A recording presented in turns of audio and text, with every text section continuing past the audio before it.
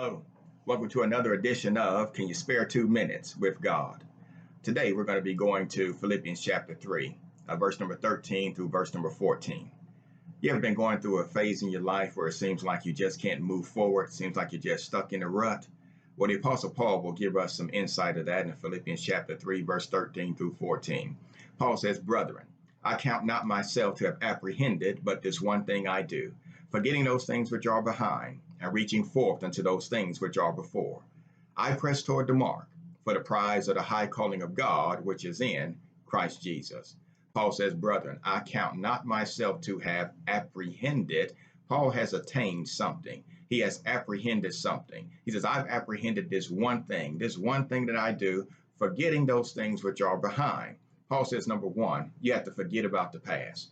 Forget about those things which are behind. And then he says, "I reach forth unto those things which are before." Number one, it's a process. I'm forgetting about the past. Number two, I'm reaching forth unto those things which are before.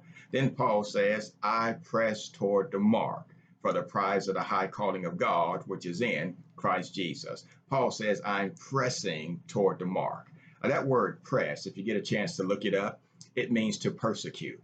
Now, don't think about this in a negative way. Normally, when we hear about persecuting, we think about this in a negative way. This is persecuting in a positive way.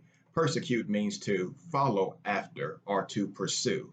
Paul says, "I press toward the mark." I'm following after the mark for the prize of the high calling of God, which is in Christ Jesus. So, Paul, what are you doing?